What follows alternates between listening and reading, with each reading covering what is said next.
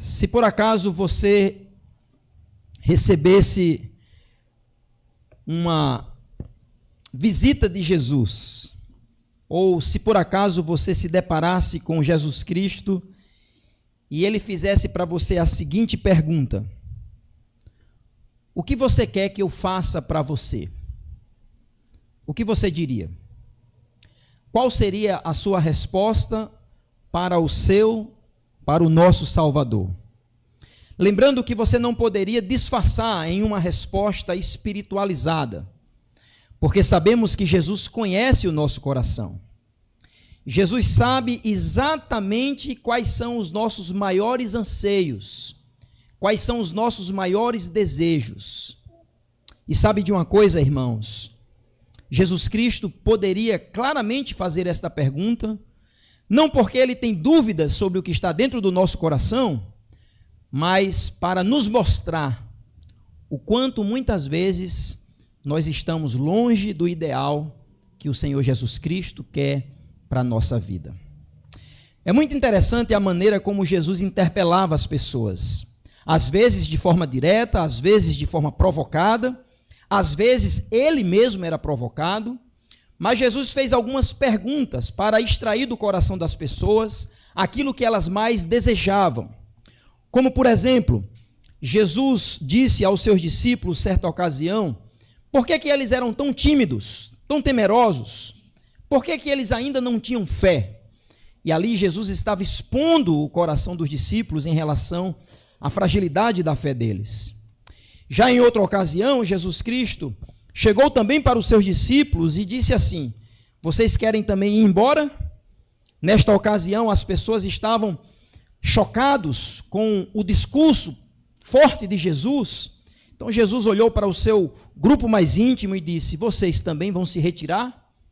E aí o apóstolo Pedro, como é um dos que mais responderam às perguntas de Jesus, ele dá aquela clássica pergunta, resposta: para onde iremos nós, Senhor? Pois só tu tens a palavra da vida eterna. Em certa ocasião, Jesus, quando foi tocado por uma mulher que estava com um fluxo hemorrágico de sangue, ele, pressionado pela multidão, ele para e diz: quem me tocou? E obviamente Jesus sabia quem o havia tocado, mas mesmo assim ele quer colocar em cena a fé daquela senhora, daquela mulher, que há 12 anos estava passando por esse problema de saúde. Voltando a nós, irmãos, se Jesus nos perguntasse: o que queres que eu te faça? Qual seria a sua pergunta? Melhor dizendo, qual seria a sua resposta? O que você diria a Jesus Cristo? Se Jesus hoje dissesse para você: pode me dizer, do fundo do seu coração, o que é que você quer que eu faça a você? Qual seria a sua resposta? Hoje, nós vamos ver, dentro dessas tantas perguntas e respostas que aparecem nos evangelhos, uma pessoa que recebeu justamente esta pergunta de Jesus. A gente vai ver a sua resposta e o quanto a fé desta pessoa deve nos inspirar para termos uma fé confiante, resoluta e, sobretudo, uma fé verdadeira. O meu objetivo esta noite é que você saia daqui respondendo de forma adequada ao chamado de Jesus. Em primeiro lugar, se você não é Cristo, você não tem Cristo como Salvador, eu queria que nesta noite você respondesse a esse chamado. O que você quer que eu te faça? Eu queria que nesta noite você dissesse: eu quero a salvação, Senhor, que é o que mais importa de tudo na minha vida. E se você já tem Cristo como Salvador e Senhor, se Jesus lhe perguntasse: o que você quer que eu lhe faça? Você poderia dizer: eu quero te seguir até o fim. Abra a sua Bíblia em Marcos capítulo 10, versículos de 46 a 52, e hoje vamos ver a história de um homem chamado Bartimeu. o cego que muito enxergava. Marcos capítulo 10, verso de 46 ao 52. Quero que você fique atenta à santa palavra de Deus, que nesse momento será lida e depois explicada e aplicada ao nosso coração nesta noite. Marcos capítulo 10, do verso 46 ao 52. Se você observasse alguém ao seu lado que não tem uma Bíblia, você poderia ajudar essa pessoa a também enxergar o texto. E hoje a pergunta é uma só: o que queres que eu te faça? Assim diz a palavra de Deus, Marcos 10, 46. E vieram para Jericó, e saindo ele de Jericó com seus discípulos, e uma grande multidão, Bartimeu, o cego, filho de Timeu, estava assentado junto do caminho mendigando. E, ouvindo que era Jesus de Nazaré, começou a clamar e a dizer: Jesus, filho de Davi, tem misericórdia de mim. E muitos o repreendiam para que se calasse, mas ele clamava cada vez mais: Filho de Davi, tem misericórdia de mim. E Jesus, parando, disse que o chamasse. E chamaram o cego, dizendo-lhe: tem bom ânimo, levanta-te que ele te chama. E ele, lançando de si a sua capa, levantou-se e foi ter com Jesus. E Jesus, falando, disse-lhe: que queres que eu te faça? E o cego lhe disse: Mestre, que eu tenha vista. E Jesus lhe disse: vai, a tua fé te salvou. E logo viu e seguia Jesus pelo caminho. Amém? Obrigado, Senhor, por tua santa palavra. E diante dela, com temor e tremor, rogamos que teu Santo Espírito faça uma obra em nosso coração nesta noite, para que os cegos possam enxergar a luz de Cristo e para que aqueles que já têm visão continuem a olhar para Cristo até o final. É assim que oramos, suplicamos, tem misericórdia de nós, Senhor. Oramos em nome de Jesus. Amém. Jesus já havia anunciado a sua morte e ressurreição. Estamos aqui na iminência da crucificação de Cristo, estamos aqui às vésperas daquela última semana.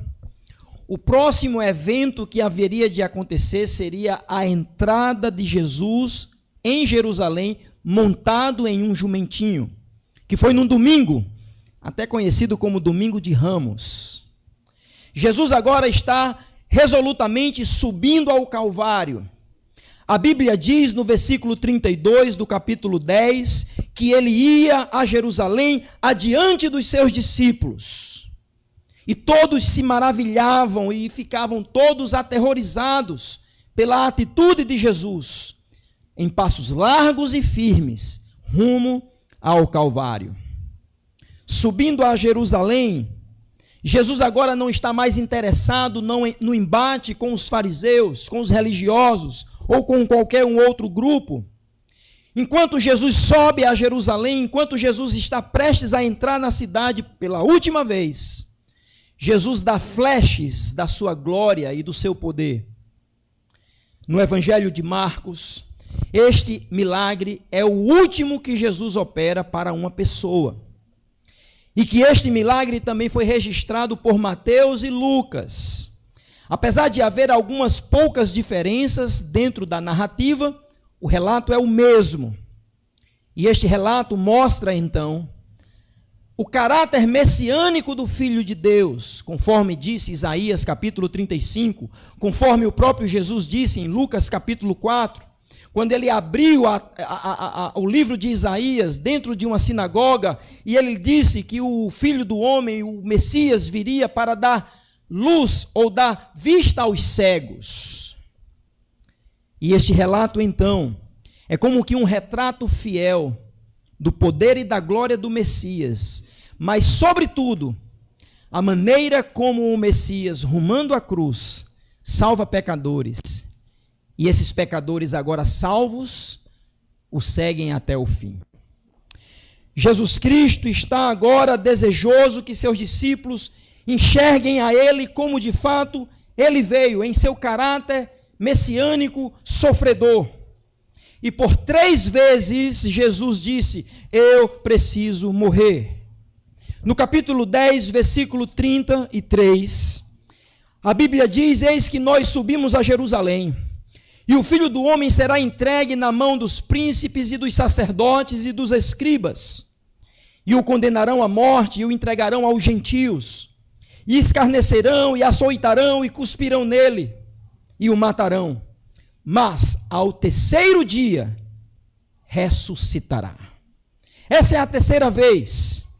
Mas entre o evento do Calvário e da ressurreição, ainda em um último lampejo de como a nossa fé é forjada, diante da missão hercúlea de Jesus, Jesus é interpelado por este homem cego, mendigo, este homem que estava à margem, ele era o último, né? Porque no contexto dos evangelhos, o último seriam os excluídos, os marginalizados. Ele era uma pessoa que talvez não deveria ter tido a atenção de Jesus, mas como sempre, Jesus quebrando esses paradigmas, Jesus é interpelado por esse homem e a pergunta que se faz é: o que queres que eu te faça? Infelizmente, alguns pegam esse texto e, para trazerem uma leitura um tanto quanto cômica, mostra que Jesus estava sendo irônico aqui. Mas não tem nada de ironia, irmãos, nesse texto. Talvez alguém pode dizer: mas pastor, é óbvio que um cego queria enxergar. Mas perceba, irmãos, que por trás do milagre há algo muito maior acontecendo. Há algo muito mais importante acontecendo. E Jesus está trazendo à luz, diante daquela multidão e dos seus discípulos, que estavam cegos ainda, e vou provar por que eles estavam cegos, que a fé daquele homem Bartimeu serve de exemplo para mim e para você. E a busca, a odisseia deste homem, a incursão nesta jornada de fé deste homem, começa com um coração contrito. O coração desse homem desejoso por respostas, percebe que ele não pode, ele não tem condição por ele mesmo de obter todas as respostas que ele precisava. Às vezes, irmãos, as respostas que damos a perguntas cruciais da vida são reflexos imediatos do nosso coração. Você deve ter muito cuidado àquilo que você responde. Deus conhece o meu e o seu coração. Nesse sentido, a pergunta: o que queres que eu te faça? Apesar de aparentemente ser uma pergunta banal, talvez até óbvia, não é. E Jesus está expondo o coração deste homem. Está nos estimulando a fé, a buscar aquilo que realmente precisamos ouvir e não aquilo que queremos ouvir.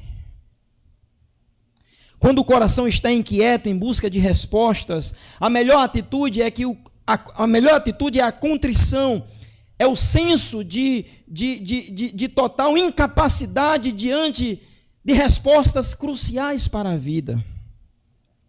E este homem nos ensina isso. Veja comigo o versículo 46 e o versículo 47. Este homem, em busca de respostas ao seu problema, ele mostra um coração contrito. Versículo 46 e o versículo 47, Jesus está chegando às margens da cidade de Jericó. Os estudiosos vão dizer que esta cidade de Jericó, uma cidade milenar, uma cidade da região da Judéia, uma cidade que ficava a cerca de 25 a 30 quilômetros de Jerusalém e que foi destruída no Antigo Testamento e reerguida no tempo de Herodes. Era uma cidade, passagem para a peregrinação dos judeus rumo a Jerusalém. Pois a cidade de Jericó ficava em uma rota que não passava por Samaria. E os judeus, eles não gostavam de passar por dentro da região da Samaria. E perceba, irmãos, que no versículo 46, existe pelo menos dois grupos que são destacados aqui. O primeiro grupo, no versículo 46, é os discípulos do próprio Senhor Jesus. Pessoas que se declaravam seguidores do Mestre, seguidores de Jesus, que têm se intitulado como o Cristo.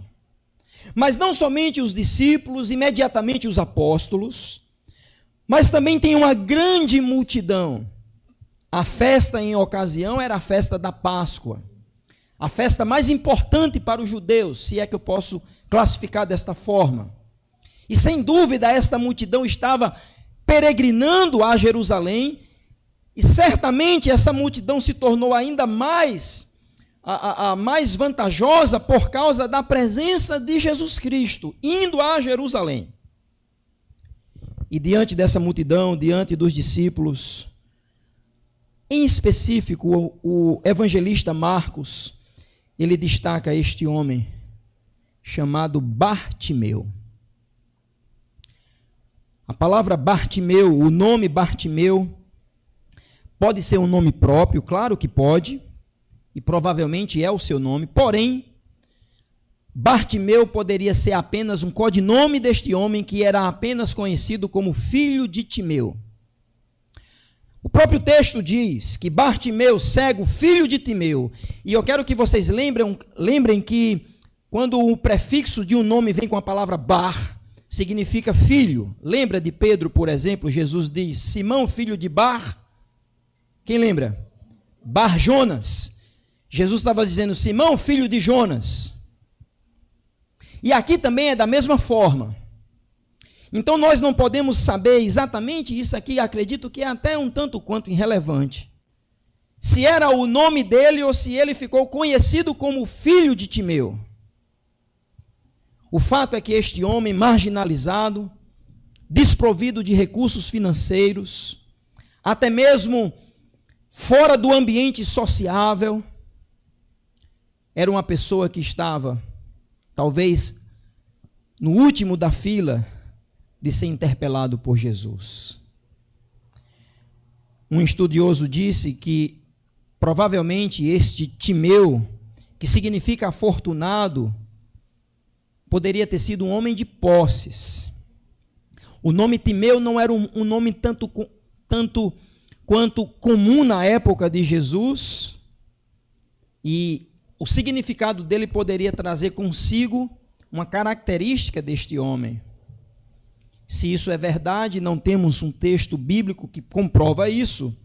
Se isto é verdade, provavelmente o seu filho foi desertado, foi excluído do ambiente familiar por causa da sua deficiência visual, por causa da cegueira. Ele se tornara um inútil no contexto aqui do primeiro século, no contexto de Jesus. Ele se tornava alguém como que um peso para a família. E por isso a Bíblia diz, irmãos, que além de cego, ele mendigava no caminho. Veja o versículo 46. Assentado junto ao caminho, Bartimeu, este cego, marginalizado, ele ouve vindo uma romaria, por assim dizer, uma multidão empolvorosa. E veja versículo 47, irmãos, a Bíblia diz que ouvindo que era Jesus de Nazaré, é muito importante isso aqui, e ouvindo que era Jesus de Nazaré, começou a clamar. É interessante, irmãos, que quando a Bíblia diz que ele sabe que é Jesus de Nazaré, a Bíblia está nos indicando que ele sabia exatamente o que ele queria. Apesar da sua incapacidade física, apesar da sua incapacidade de poder se locomover, aí ver Jesus ou aí ter com Jesus com a sua própria capacidade, A Bíblia coloca esse elemento que Jesus era de Nazaré. E Nazaré é um vilarejozinho muito fraquinho, a 110 quilômetros de Jerusalém, pelo qual Jesus não nasceu ali, Jesus nasce em Belém da Judéia, mas ele reside na sua infância em Nazaré. E é interessante que até mesmo a Bíblia diz, quando se sabe que Jesus é de Nazaré, um homem chamado Natanael, que eventualmente se tornou discípulo de Jesus, ele diz: pode vir alguma coisa boa de Nazaré?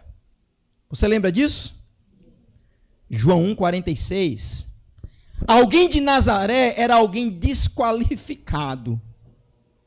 E até havia um certo peso pejorativo a dizer que fulano é de Nazaré.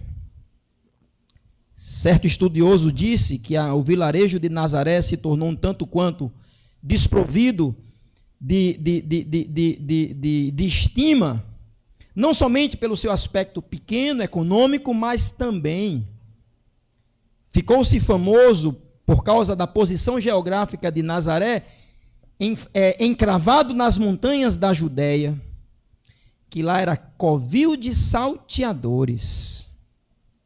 Você pode imaginar isso, irmãos?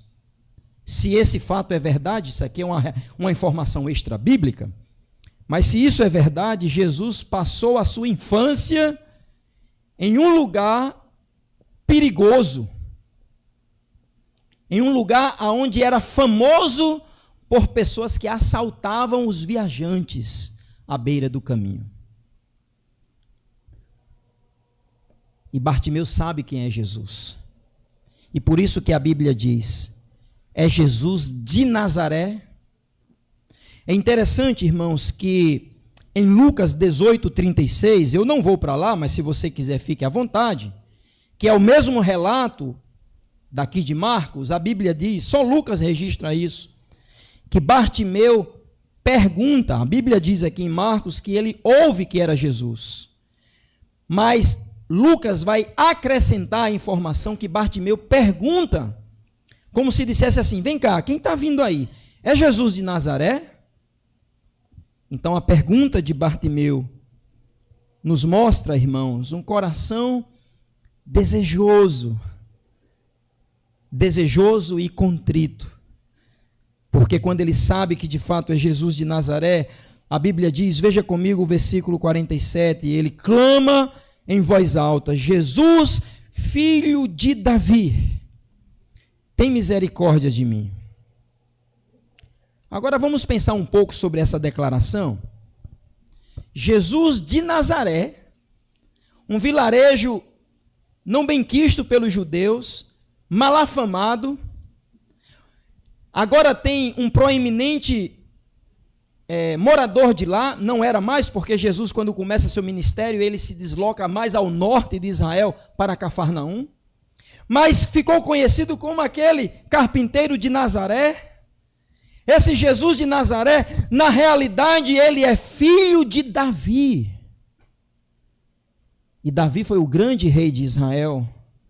Após Saul, o primeiro rei, que foi desqualificado pelo Senhor, Davi se torna o rei, vamos dizer assim, o primeiro rei segundo o coração de Deus.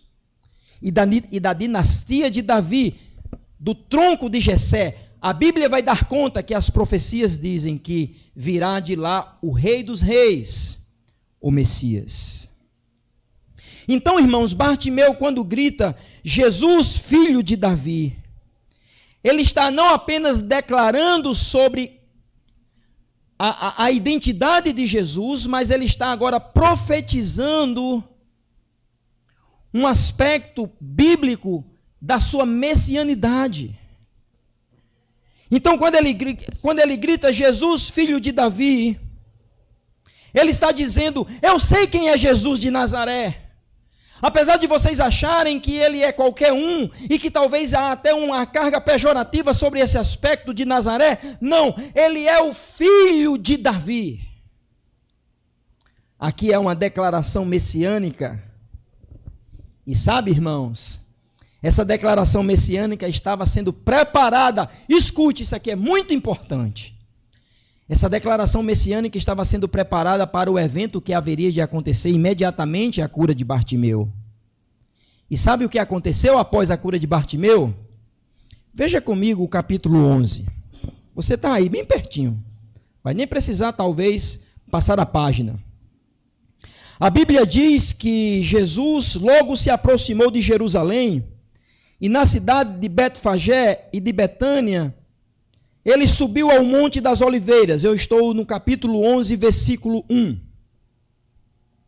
E ele disse a 2 dos seus discípulos: ide à aldeia defronte de vós, e logo ali entrardes, encontrai preso um jumentinho sobre o qual ainda não montou homem algum, soltai-o e trazei-o. Se alguém vos disser, por que fazes isto? Diz-lhe que o Senhor precisa dele e logo o deixará trazer para aqui. Foram encontrar um jumentinho preso fora da porta, entre os dois caminhos, e o soltaram. Alguns dos que ali estavam lhe disseram: que fazes soltando o jumentinho? Eles, porém, disseram-lhe como Jesus lhe tinha mandado, e deixaram ir. E levaram o jumentinho a Jesus, e lançando sobre ele as suas vestes, assentou-se sobre ele. E muitos estendiam as suas vestes pelo caminho, e outros cortavam galhos pelo caminho, ramos de árvores, e espalhavam pelo chão.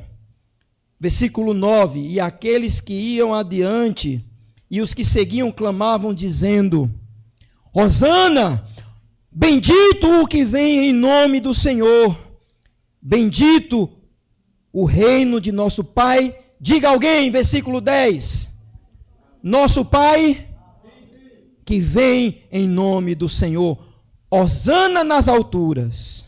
E Jesus entrou em Jerusalém,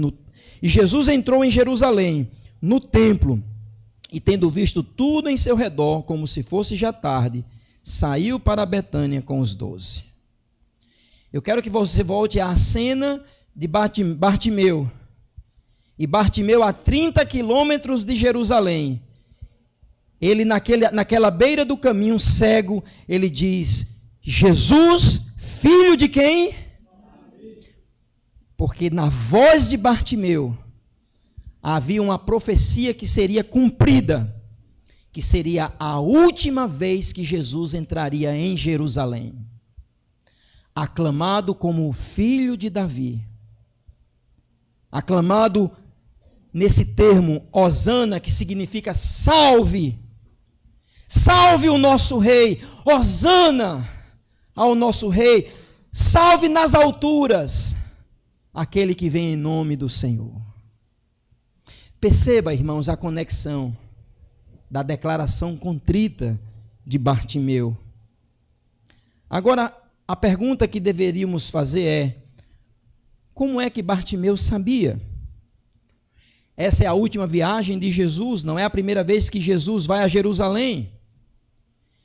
Já havia uma grande informação acerca de Jesus, muitas delas confusas. Mas perceba que da voz deste cego se declara um título messiânico: Jesus, filho de Davi. E após Jesus entrar em Jerusalém pela última vez, o próprio Jesus se declara o filho de Davi dentro do templo. Veja comigo o capítulo 12. Capítulo 12, versículo 35. 12, 35, Jesus vai e volta, e agora, na sua última semana, antes de ser crucificado, ele está dentro do templo.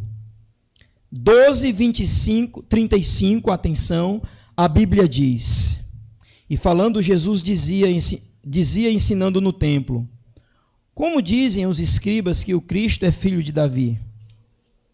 Porque o próprio Davi disse pelo Espírito Santo: o Senhor disse ao meu Senhor: assenta-te à minha direita até que eu ponha os teus inimigos por escabelo dos teus pés. Pois, se Davi mesmo lhe chama Senhor, como é logo seu filho? E a grande multidão o ouvia de boa vontade.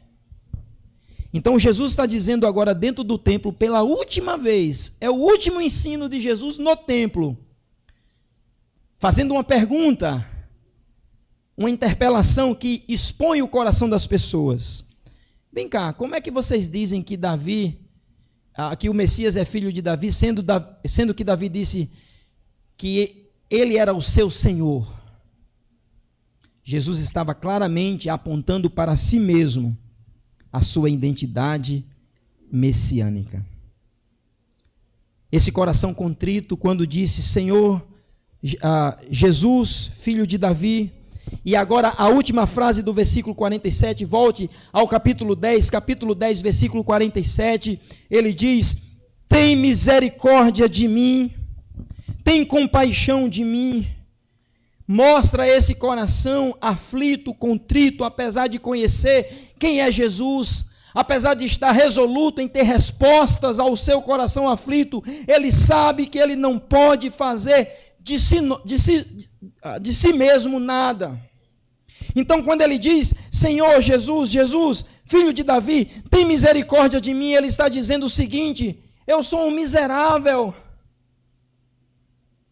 Eu estou aqui mendigando, eu estou aqui com esta deficiência visual, mas é muito mais do que isso, porque ele sabe que o ministério messiânico haveria de trazer alívio aos corações contritos, como diz Isaías 35. E este homem, irmãos, quando pede por misericórdia, este homem que está à margem do caminho à busca de respostas, que clama pelo filho de Davi, sabe que Jesus pode alcançá-lo. O cenário está pronto, Jesus está prestes a fazer o último milagre. Sem dúvida alguma havia expectativas, desejos, ansiedades e até mesmo medo. Eu posso imaginar aquele homem um tanto quanto temeroso, mas ao mesmo tempo corajoso, porque medo e coragem podem andar juntas, não o medo paralisante, mas o medo do desconhecido, o medo de não saber o que há de acontecer, a ansiedade, porém ele segue firme. Jesus, filho de Davi, tem misericórdia de mim, porque este coração contrito não sossegará enquanto não achar o seu cantinho de paz na jornada e na peregrinação. Que nesta noite você clame a Jesus. Sabe por que o seu coração não tem paz?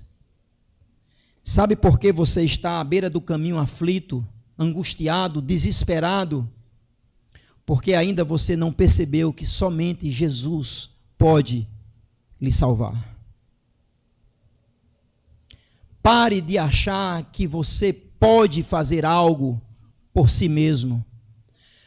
Pare de achar que você é a solução dos seus próprios problemas. E eu vou lhe dizer, o pior dos seus problemas não é aquilo que você está vendo, mas é aquilo que pode acontecer com a sua alma, se você continuar a não clamar por Jesus. Se Jesus chegasse para você hoje e dissesse assim: o que você quer que eu lhe faça? O que você diria? Será que você diria assim: Jesus, tem misericórdia de mim? Ou será que do seu coração só sairia os seus projetos e sonhos, mas que Jesus está totalmente fora da sua equação? Antes do cego dizer a Jesus o que ele queria, ele declara: Jesus, tu és o Messias, tu és o filho de Davi. Sim, esse mesmo de Nazaré. É um paradoxo. Como é que alguém de Nazaré é o filho de Davi? Jesus, filho de Davi, tem misericórdia de mim. Que nesta noite você saia daqui clamando por misericórdia. Se você não é crente, por favor, escute. Só há um que pode estender a mão e lhe tirar desta mais profunda desesperança que você vive. E o nome dessa pessoa é Jesus de Nazaré, que é o filho de Davi, o Rei dos Reis, o Senhor dos Senhores. Essa sua desesperança, essa sua escuridão, essa sua marginalização, desprovido de qualquer coisa que você pode almejar, porque você não tem em si mesmo capacidade, se não for Deus que lhe der. Reconheça isso e diga: Jesus, filho de Davi, tenha misericórdia de mim. Clame a Jesus nesta noite, para que você saia daqui realizando de fato aquilo que deveria estar no seu coração, não o que realmente está no seu coração. Mas em segundo lugar, irmãos, após o homem clamar em um coração contrito, desejoso por paz e esperança, na sua boca saía um lampejo de convicção de quem era esse Jesus de Nazaré, que é o filho de Davi. Este homem agora vai nos mostrar não somente um coração contrito, mas um coração corajoso. Veja comigo o versículo 48, irmãos. Versículo 48, a Bíblia diz: e muitos o repreendiam. Ele foi rechaçado pela multidão, talvez pelos seus discípulos, já tinham feito isso com as criancinhas. Aqui mesmo no capítulo 10, do verso 13 a 14, os discípulos, quando viram alguns levarem criancinhas para Jesus, a Bíblia diz que os discípulos começaram a repelir as crianças. Mas agora a Bíblia não diz que foi os discípulos, mas na multidão eles começaram a repreender, para que ele se calasse. Era um desconforto. Na multidão, um cego ao caminho está clamando em voz alta, dizendo: Jesus, filho de Davi. Mas a Bíblia diz, irmãos, veja versículo 48, que enquanto mais eles repreendiam, mais ele clamava cada vez mais, dizendo: Filho de Davi, tem misericórdia de mim. Aqui não há barreiras para um coração contrito. Aqui não há temor dos homens. Aqui não há o pensamento: ora, o que é que vão pensar de mim? Se eu entregar minha vida a Jesus, o que é que os meus amigos vão pensar de mim? Se eu entregar minha vida a Jesus, o que é que a minha família vai pensar de mim? Não, aqui um coração contrito é combustível para um coração corajoso. Ele não dá a mínima para aqueles que o repeliam, para aqueles que o repreendiam. A Bíblia diz que quanto mais ele era rechaçado, mais ele gritava: Filho de Davi, tem misericórdia de mim. Quando um coração inquieto, em busca de respostas, buscando a sua paz, está contrito diante de Deus, a coragem é justamente o combustível para as respostas verdadeiras. Tem pessoas que não querem ouvir respostas verdadeiras, pessoas querem ouvir aquilo que deseja o seu próprio coração. Por isso que às vezes pessoas buscam pregadores para massagear o seu coração, massagear o seu ego. Mas este homem sabia que se de fato esse Jesus de Nazaré é o filho de Davi, e ele clama dizendo isso, ele vai ouvir de Jesus uma resposta verdadeira. Seja ela qual for. Seja ela qual for. Enquanto muitos o repreendiam, repreendia aquele inútil, aquele marginalizado, aquele homem pecador, porque vocês devem lembrar que quando uma pessoa tinha tal deficiência, havia um dito entre os judeus que aquela pessoa foi alvo do castigo de Deus. Não sei se vocês lembram, lá em João capítulo 9, um homem que é cego, e os discípulos perguntam a Jesus: Jesus, ele é cego assim porque ele pecou os seus pais? Apesar da cegueira não ser uma enfermidade que o tornaria impuro, mas ele era defeituoso.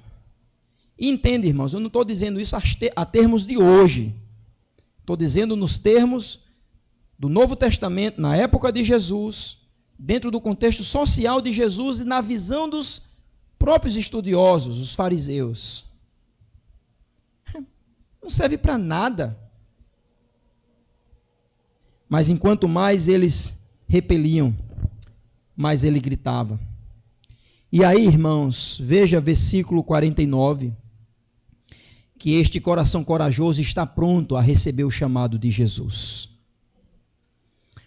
Jesus, parando, disse que o chamasse. Eu quero que você perceba essa cena. Jesus está resolutamente indo a Jerusalém. Versículo 32. Nada o detém, ele está indo ao Calvário. Ele está com o seu semblante firme. Ele vai à frente dos seus discípulos, mas em todo aquele alvoroço em Jericó, ele escuta o grito. Um grito de misericórdia de um coração contrito. Um grito corajoso, porque deveria ter sido silenciado. Um grito persistente, e Jesus, então, no versículo 49, para e manda chamar o cego. E aqui está pronto o cenário. Mas antes de mostrar o milagre, eu quero que você veja a atitude de Bartimeu. Veja, irmãos, versículo 50. Melhor dizendo, versículo 49. De repente, a multidão que era de repreender, chega para o cego e diz: tem bom ânimo, levante-se que ele te chama. Mudaram. A palavra é: coragem, homem. Mas aquele homem já estava com coragem, ele estava pronto para ouvir a voz e as respostas de Jesus. E veja, irmãos, no versículo 50, a Bíblia diz que ele, lançando de si a sua capa, levantou-se e foi ter com Jesus. A cena do verso 50 deve ser lida como alguém que se levanta rápido. Alguém que está pronto, quase que como esperando Jesus parar. E aqui algo muito interessante acontece. A Bíblia diz que ele lança a sua capa. Não nele, mas lança ao lado. Por que ele não quis a sua capa? Ora, alguns estudiosos acreditam que, em primeiro lugar, a capa ela servia também para o mendigo de esteira, para ele ficar muito tempo assentado ali naquele lugar estratégico para poder receber as migalhas, receber as esmolas. Mas também pode ser, segundo estudiosos, que a capa poderia atrapalhar a incursão do cego até Jesus na multidão. Nós não sabemos, mas é no mínimo curioso que, de vez de ele se preparar com moleza, se limpar do chão, colocar a sua capa, a Bíblia diz que ele joga a capa e de um salto ele vai ter com Jesus. Eu quero que você capture essa imagem, porque este homem não está bocejando, este homem não está desinteressado, este homem não está apenas por educação, pelo contrário, aqui ele está fazendo como que o último ato importante da sua vida. E após um coração contrito diante do Senhor, vem um coração disposto, resoluto e corajoso a ter com Jesus.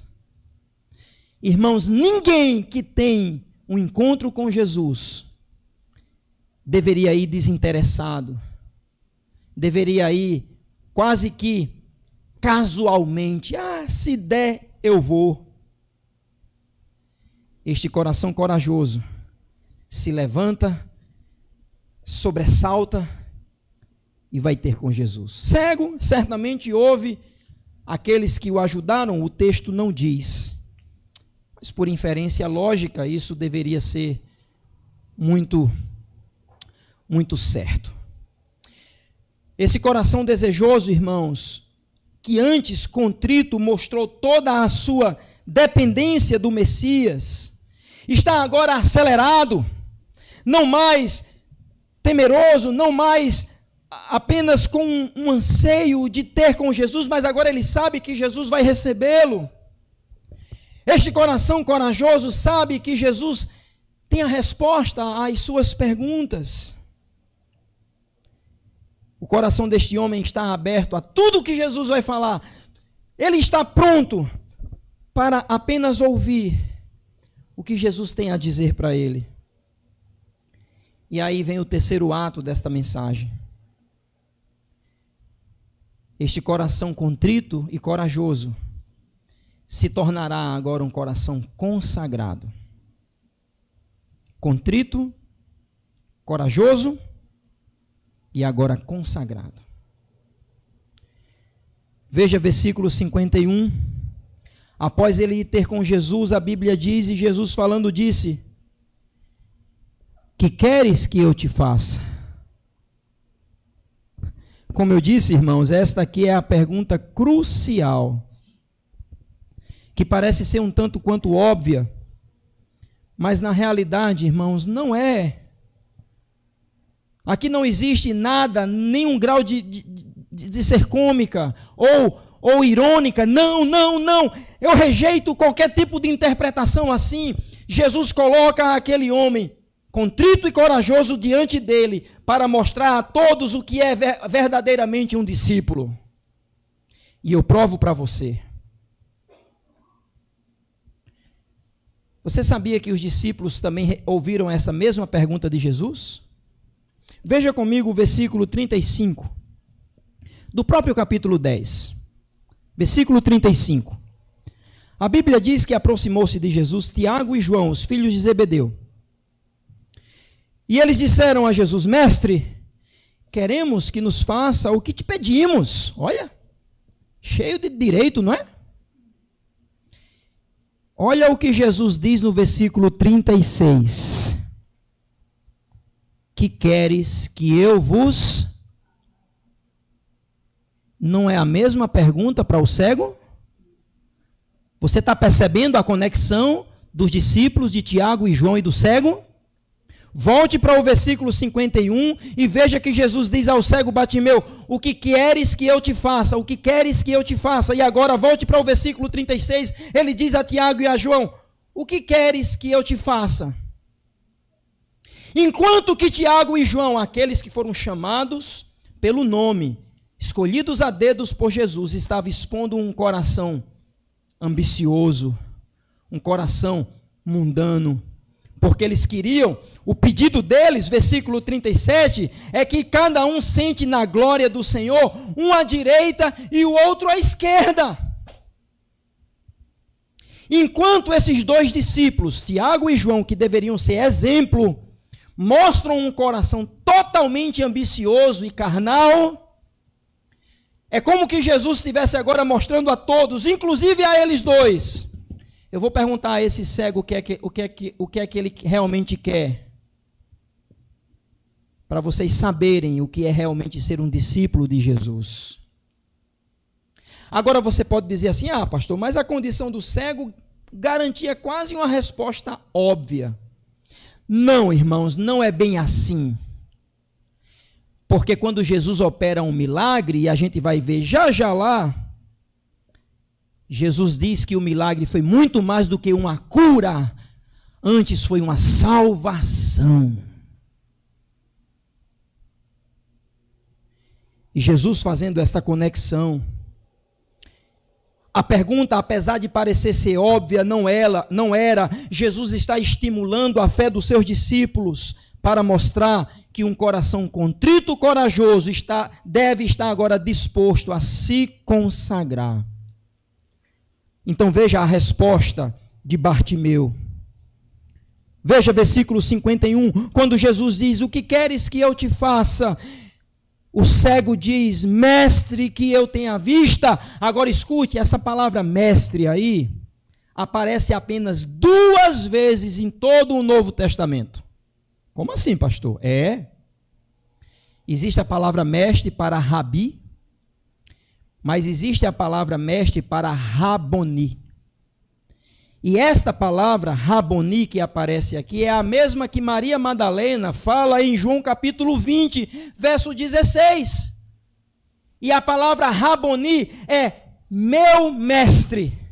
Não somente um professor, um mestre, mas é meu mestre. Você está entendendo, irmãos? A importância da declaração desse cego que chamou Jesus de filho de Davi. Agora ele chega diante de Jesus, e Jesus diz: o que você quer que eu te faça? E ele diz: meu mestre, Raboni, que eu volte a enxergar. E a resposta de Jesus não poderia ser outra. A operação do milagre acontece, veja versículo 52. E Jesus disse: vai, a tua fé te salvou. Eu sei que algumas versões colocam curou, mas me permita dizer que a melhor tradução para esta palavra, que aparece também no capítulo 5, essa mesma palavra aparece no capítulo 5 para a mulher com fluxo de sangue, é a palavra salvou, que dá uma dimensão muito maior ao milagre. Que este homem contrito tem misericórdia, esse homem corajoso vai ter com Jesus, este homem agora pronto a ser consagrado, que chama Jesus de meu mestre. Ele não queria apenas ser curado, mas ele queria saciar o seu coração com a luz da vida. Por isso que Jesus disse em outra ocasião: quem me segue não andará em trevas, mas terá a luz da vida. Irmãos, a cura não foi apenas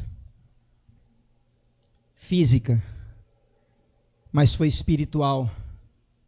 A cura não foi apenas dos olhos, mas foi da alma. Assim como a mulher com fluxo de sangue no 5:34 do próprio livro de Marcos recebeu a mesma palavra, assim foi deste cego, contrito, corajoso, agora disposto para seguir Jesus. Veja versículo 52.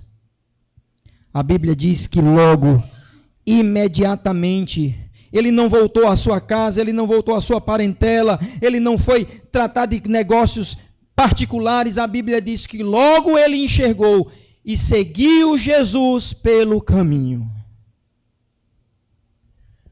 O evangelista Lucas vai dizer que ele saiu glorificando e testemunhando acerca de Jesus. Se você quiser ver isso, veja Lucas 18:43.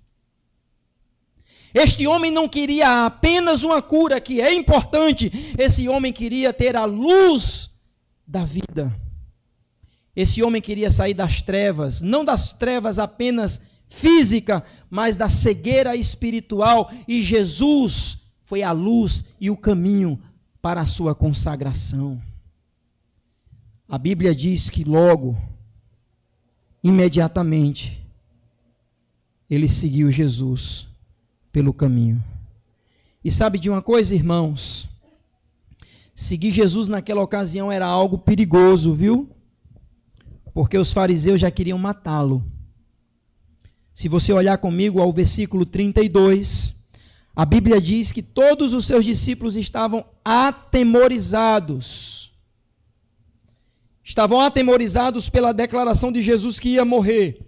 Estavam atemorizados pelos rumores e as ameaças dos fariseus, querendo matar Jesus e os seus discípulos também.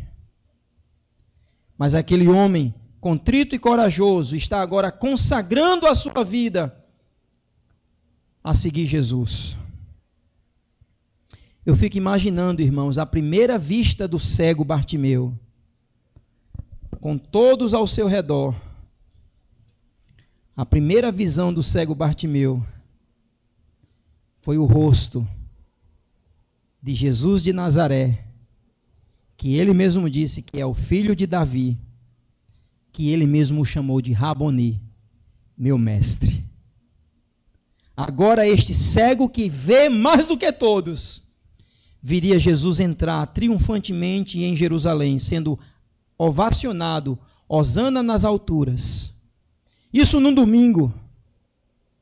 Ele viria aos rumores de Jerusalém, provavelmente querendo, a multidão, muitos querendo a morte de Jesus.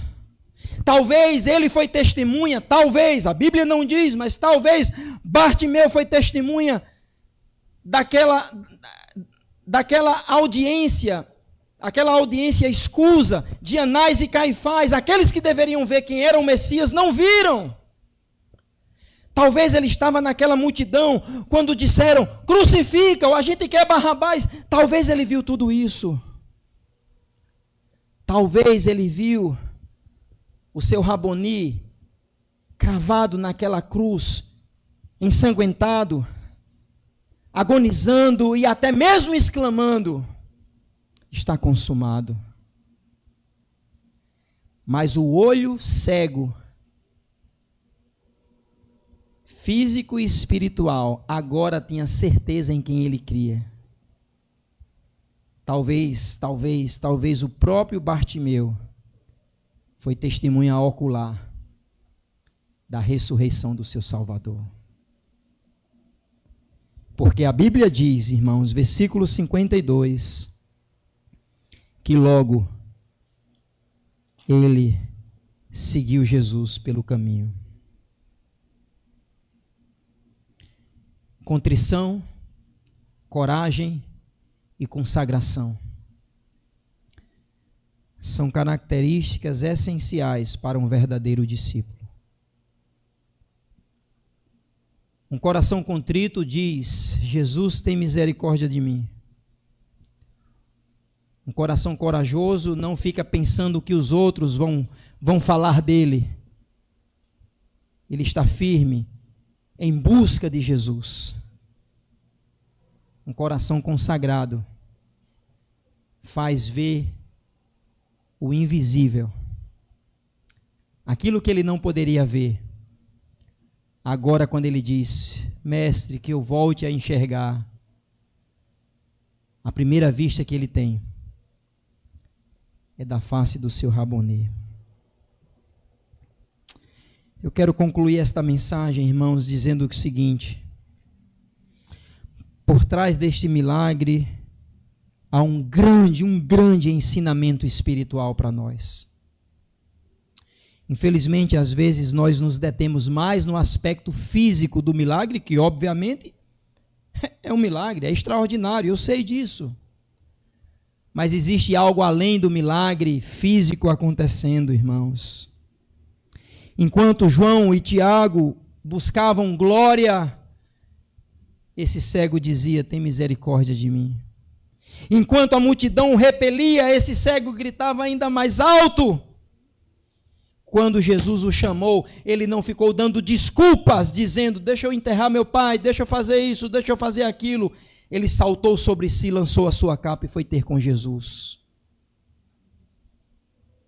Esse milagre nos mostra, irmãos, que Bartimeu se torna um modelo de ser discípulo. Coração contrito, coração corajoso e um coração consagrado ao Senhor. Mas em segundo lugar, irmãos, o que essa mensagem deve nos ensinar é quais são os desejos do nosso coração. Mais uma vez eu volto àquela mesma pergunta. Se Jesus perguntasse a você, o que você quer que eu te faça? O que você diria?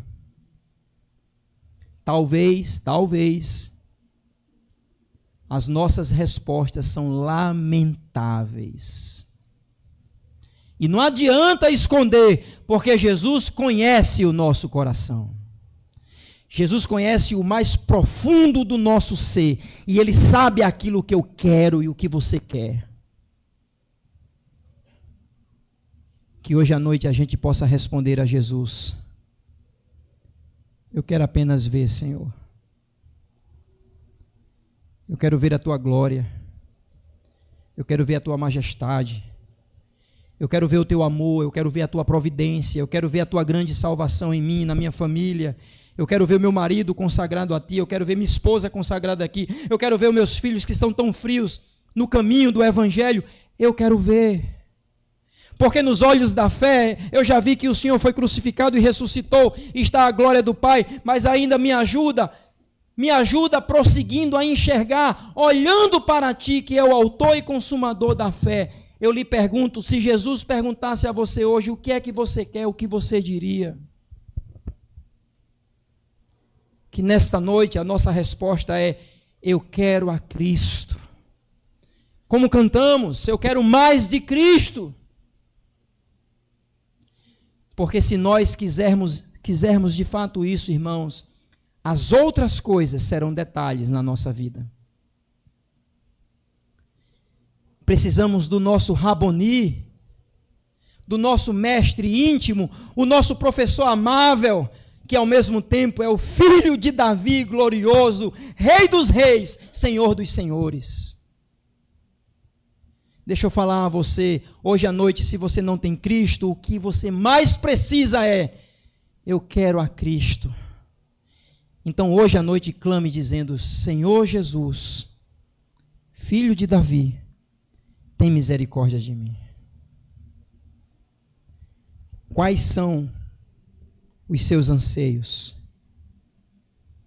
Por fim, irmãos, o milagre de Bartimeu nos ensina que para ser discípulos, precisamos de um coração contrito, corajoso e consagrado. É esta fé que nos faz ver o invisível, que nos moverá a seguir Jesus pelo caminho. Que Deus nos ajude a pegar a história de Bartimeu e fazer para nós um exemplo de fé, um exemplo a ser seguido.